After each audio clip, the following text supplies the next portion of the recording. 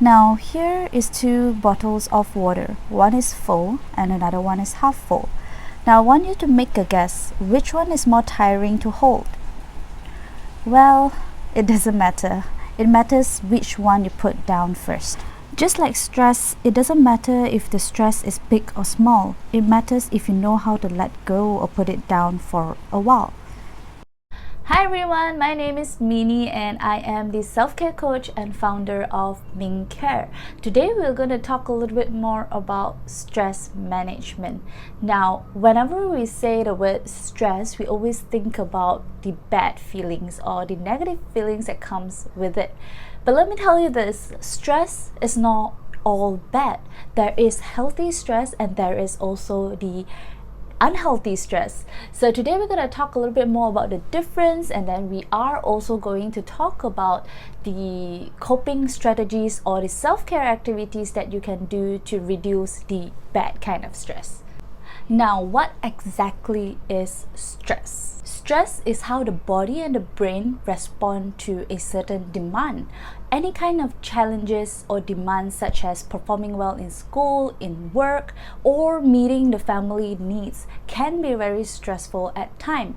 And also any kind of significant life changes, such as what we are all experiencing right now, can be very stressful for us all. The good kind of stress actually helps us motivate ourselves to do better or keep us moving forward. Now, the bad kind of stress is gonna make us feel very stuck at the point where we don't know how and what we can do to respond to those events. So that means the right amount of stress will help us to reach our goals or to take actions to do things that we want to do.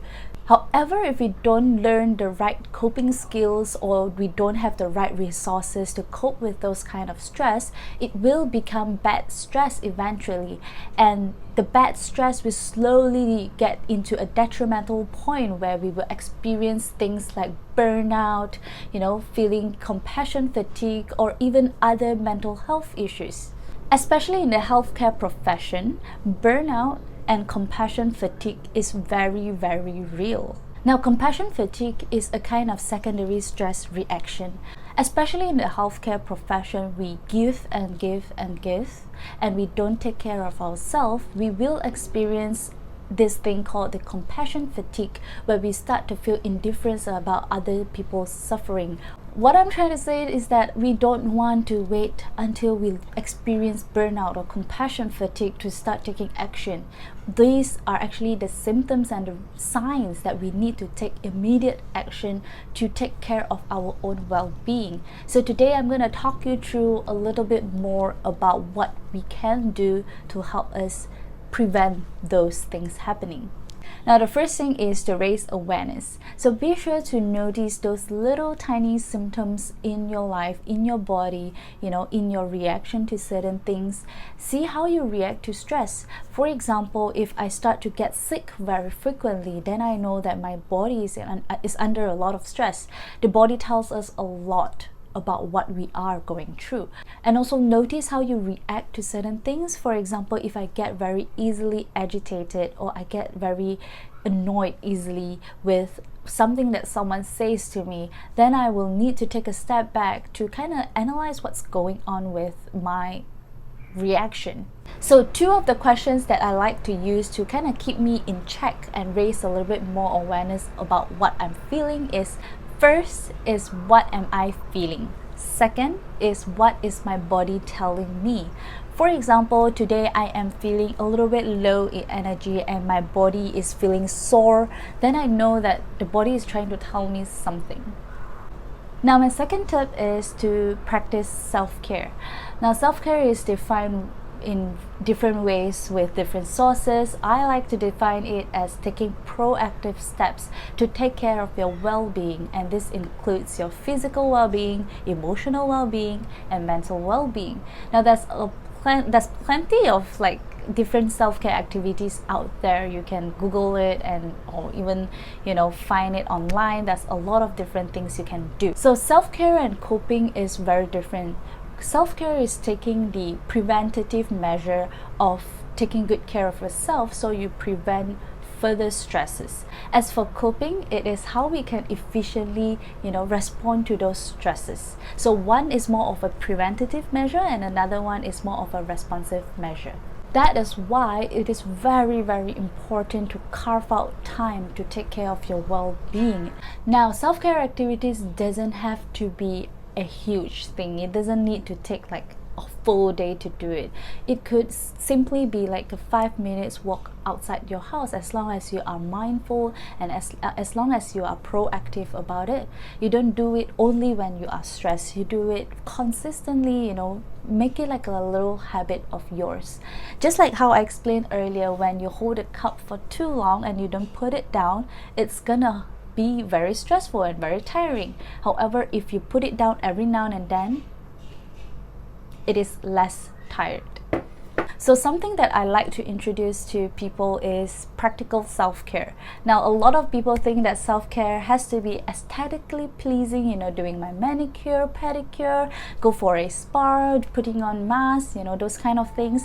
But no, actually self-care can be very, very practical. For example, doing the laundry, making sure that all of the things that you need to do are organized in a schedule. Those kind of things are things that will help you to reduce your future stress. Mobile apps are a very great tool to help us to minimize those kind of stresses. For example, apps that help you to minimize your stress in scheduling stuff, apps that help you do delivery. So all these kind of apps could be very helpful for kind of minimizing those kind of stresses. Now, the question that I get asked most is that, but I don't know where to start. It is definitely a very daunting kind of feeling, like there's so many self-care activities out there, I don't know which one to do. Very simple, just start with something really, really small. If, for example, drinking enough water is something that you are working towards, then just start from there. Ask yourself these questions every time you kind of set a goal, is how confident are you? If you are 3 or 4 out of 10 kind of confident, I would suggest you to make that goal a little bit smaller and more achievable. For example, if drinking 8 glasses of water is really hard, then put it down to drinking 5 glasses. If it's still 7 out of 10 kind of confidence, make it into like, I'm gonna drink 4 glasses of water. If that's doable for you, if it's like a 10 out of 10 kind of confidence, then that is where you start. So stress will always be there. There will be always new stresses coming out. There will always be new challenges that we face, because we are changing and the world is changing. So what I'm trying to encourage you is to keep increasing those resource box that you have.